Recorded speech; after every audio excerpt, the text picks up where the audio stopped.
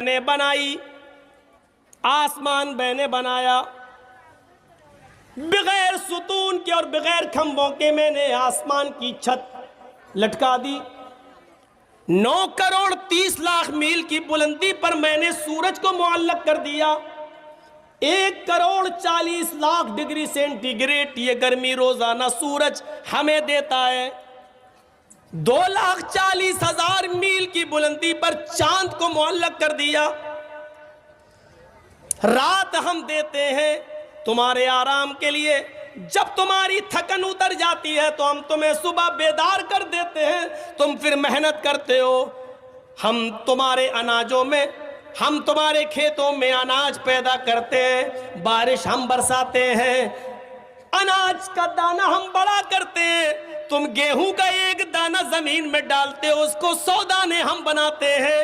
تم چاول کا 1 دانہ زمین میں ڈالتے ہو، اس کے 100 دانے ہم بنا دیتے ہیں۔ نکاح کر کے تم بیوی کو صرف رخصت کر کے اپنے گھر لاتے ہو، تم رات میں ہلکی سی محنت کرتے ہو، لیکن تمہاری شرمگاہ سے نکلنے والے پانی کے ایک حقیر قطرے کو تمہاری آنکھوں کا تارا ہم بناتے ہیں، ہڈیاں ہم بناتے ہیں، اس کی پسلیاں ہم بناتے ہیں، اس کا گھٹنا ہم بناتے ہیں، اس کا انگوٹھا ہم بناتے ہیں، اس کا فنگر ہم بناتے ہیں، اس کی آنکھیں ہم بناتے ہیں۔ سوچنے اور سمجھنے کے لیے اس میں دماغ ہم دیتے ہیں، ہم دیتے ہیں۔ اَيَحْسَبُ الْإِنسَانُ أَن يُتْرَكَ سُدًى أَلَمْ يَكُ نُطْفَةً مِّن مَّنِيٍّ يُمْنَىٰ ثُمَّ كَانَ عَلَقَةً فَخَلَقَ فَسَوَّىٰ فَجَعَلَ مِنْهُ الزَّوْجَيْنِ الذَّكَرَ وَالْأُنثَىٰ أَلَيْسَ ذَلِكَ بِقَادِرٍ عَلَىٰ أَن يُحْيِيَ الْمَوْتَىٰ۔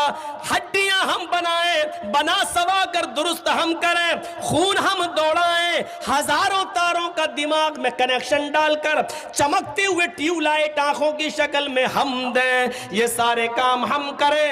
اور جب یہ 9 مہینے کے بعد بچہ جب تمہاری بیوی کے پیٹ سے باہر آئے تو کہہ دو کس کو بریلی والے نے دیا، اس کو اجمیر والے نے دیا، اس کو بدایوں والے نے دیا، اس کو کچھوچا والے نے دیا، اس کو پھلواری والے نے دیا۔ میرے بھائیو، اللہ رب العالمین اس بے غیرتی کو کیسے برداشت کر سکتا ہے؟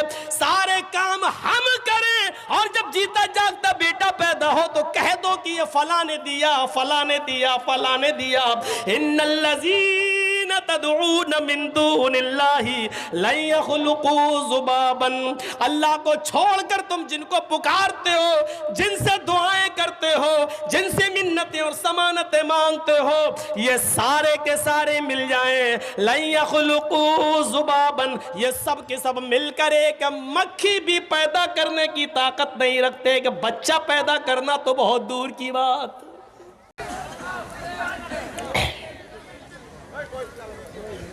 سمجھے؟ شرک کی ہلکی سی تشریح اتنی کافی ہے، ہمیں سمجھنا چاہیے شرک کیا ہے۔ تو آئے معاذ، شرک مت کرنا کچھ بھی، چاہے تمہیں جلا دیا جائے یا مار دیا جائے، قتل کر دیا جائے، پہلی چیز۔ دوسری چیز پر آئیے، نوجوانوں، آج بہت سی نصیحتیں تمہیں ملیں گی۔ وَلَا تَعُقَّنَّ وَالِدَيْكَ وَإِنْ أَمَرَاكَ أَن تَخْرُجَ مِنْ أَهْلِكَ وَمَالِكَ۔ دوسری چیز، اپنے ماں باپ کی کبھی نافرمانی مت کرنا، چاہے وہ تمہیں تمہارے گھر بار سے، تمہارے مال و دولت سے نکال دیں۔ حضرت اسماعیل علیہ السلام کا واقعہ سنے ہیں نا؟ کہیں رہنے لگے، ابراہیم علیہ السلام جب اپنے بیٹے سے ملنے گئے، دروازے کو دستک دی، اسماعیل علیہ السلام کی بیوی نے دروازہ کھولا، سامنے بوڑھا آدمی کھڑا ہے۔ اسماعیل کی بیوی نہیں جانتی تھی کہ یہ میرے سسر ہیں، دیکھا نہیں تھا۔ اس بستی میں اسماعیل علیہ السلام نے ایک شادی کر لی تھی۔ حضرت ابراہیم علیہ السلام نے سلام کیا، اس عورت نے جواب دیا، اسماعیل کی بیوی نے۔ حضرت ابراہیم نے پوچھا اسماعیل علیہ السلام کہاں گئے؟ کہنے لگی وہ تو جنگل میں شکار کھیلنے کے لیے گئے ہیں۔ کہا اچھا یہ بتاؤ کہ تمہارے گھر کا گزر بسر کیسا چل رہا ہے؟ تو کہنے لگی بہت برا ہے، بہت برا۔ ہاں، صبح کھا لو تو شام کو نہیں ملتا، شام کو کھا لو تو صبح بھوکے رہتے، بہت برا حال ہے۔ ابراہیم علیہ السلام سمجھ گئے کہ میرے بیٹے نے بیوی کا انتخاب کرنے میں غلطی کی، تو کیا کہا؟ بہو کیا کہا؟ اسماعیل کی بیوی کہا جی جب اسماعیل علیہ السلام گھر پہ آ جائیں تو ان سے صرف اتنا کہہ دینا، ایک بوڑھا آدمی آیا تھا، اس نے آپ کو سلام کہا ہے اور یہ کہا ہے کہ گھر کی چوکھٹ بدل دو، چوکھٹ ٹھیک نہیں ہے۔ اب وہ بیوی دیکھتی ہے، کہتی چوکھٹ تو ٹھیک ہے، دروازہ بھی ٹھیک ہے، یہ بڈھا سٹیا گیا، اس کا دماغ خراب ہو گیا، چوکھٹ بالکل صحیح ہے، سردیوں میں دھوپ آتی ہے، گرمیوں میں ہوا آتی ہے، چوکھٹ تو سب ٹھیک ہے، یہ بڈھا سٹیا گیا۔ اسماعیل علیہ السلام جب گھر میں آئے تو بیوی نے پورا واقعہ سنایا تھا کہ ایک بڈھا آیا تھا، کہا اچھا کیا ہوا؟ کہا اس نے آپ کو سلام کہا۔ اچھا اور کیا کہا؟ سمجھ گئے کہ میرے باپ تھے۔ کہا اور کیا کہا؟ انہوں نے مجھ سے پوچھا کہ گھر کی کا حال کیسا چل رہا ہے، تو میں نے کہا بہت برا، صبح کھا لو تو شام کو نہیں ملتا، شام کو کھا لو تو صبح نہیں ملتا۔ تو انہوں نے کہا کہ اچھا ٹھیک ہے، تمہارے شوہر آ جائیں تو ان سے کہہ دینا ایک بڈھے نے سلام کہا ہے اور یہ کہا کہ گھر کی چوکھٹ ٹھیک نہیں ہے، چوکھٹ بدل لو۔ کہا کیا کہا؟ کہا گھر کی چوکھٹ بدل دو، سٹیا گیا تھا بڈھا۔ اسماعیل نے کہا بڈھا نہیں سٹیایا، تم سٹیا گئی ہو۔ کہا کیا ہوا؟ کہا میرے باپ نے چوکھٹ بدلنے کا حکم دیا، جانتی ہو چوکھٹ سے کیا مراد ہے؟ میری بیوی وہ میرے باپ تھے اور چوکھٹ تم ہو۔ تم نے کہا کہ بہت برا حال چل رہا ہے، یعنی تم نے یہ نہیں کہا اللہ نے مجھے جس حال میں رکھا ہے ہر حال میں اللہ کا شکر۔ میرے باپ نے کہا چوکھٹ بدل دو، یہ چوکھٹ ٹھیک نہیں ہے، یعنی میرے باپ نے تمہیں طلاق دینے کا حکم دیا ہے۔ اے میری بیوی، میں اپنے باپ کی نافرمانی نہیں کر سکتا ہوں اور ابھی میں تمہیں طلاق دیتا ہوں۔ چوکھٹ بدل دی۔ آج کل تم لوگ کیا چوکھٹ بدلو گے؟ تمہارے گھر میں جو نئی نویلی بیوی آتی ہے وہ خود ہی تمہاری چوکھٹ ختم کروا دیتی ہے، اماں کو چھوڑ، باپ کو چھوڑ، ادھر رہے میرے ساتھ۔ ساس سسر سے ایک دم بدلہ لے لیتی ہے، میرا باپ ہے، تیرا باپ میرا باپ نہیں ہے۔ گھر کے حالات چوکھٹ بدلو گے؟ اتنی ہمت نہیں ہے ہمارے اندر۔ آج عورتیں بیچاری تھوڑے سے غصہ ہوں گی، میں تھوڑا نارمل رکھ کے چلوں گا تاکہ یہ بیلنس بنا کے، نہ تو ایک بار بہت غلط ہو گیا تھا ہمارے ساتھ۔ 2 دن کا جلسہ تھا، ایک دن میں نے مردوں کے حقوق بتا دیے، دوسرے دن عورتوں کے۔ جس دن مردوں کے حقوق بتایا عورتوں نے گالی دی، جس دن عورتوں کے حقوق بتائے مردوں نے گالی دی۔ اس دن سے میں دونوں کے برابر لے کے چلنے لگا۔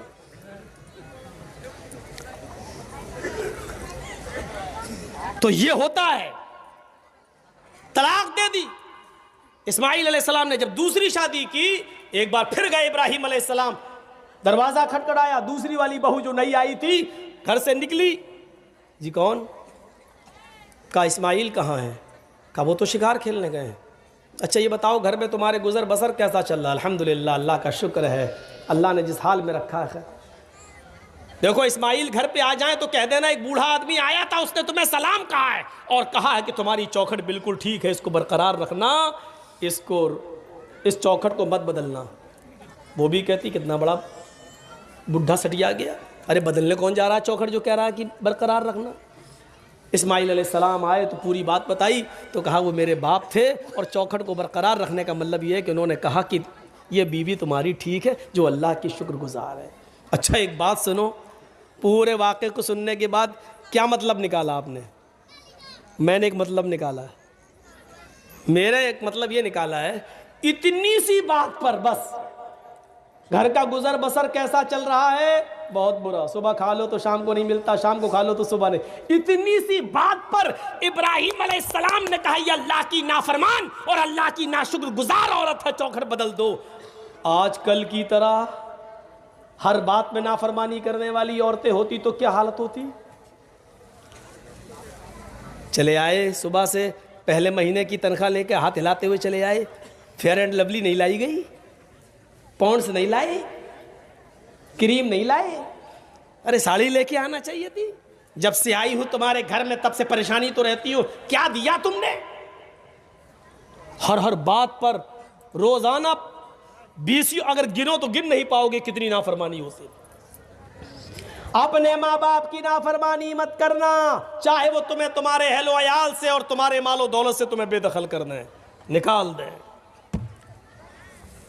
اس صحابی کا واقعہ یاد کرو جس نے اپنی لنگڑی اور لولی اور اپاہج اور آنکھوں سے اندھی ماں، بوڑھی عورتیں بھی ہوں گی سنیں تمہارے مطلب کی بات، آنکھوں سے اندھی، ہاتھوں سے کوڑی، پیروں سے لنگڑی، اپنی ماں کو اس نے اپنے کاندھے پر بٹھایا، اپنی کمر پر لادا اور عمرے کے لیے لے گیا اور خانہ کعبہ کا طواف کر رہا ہے۔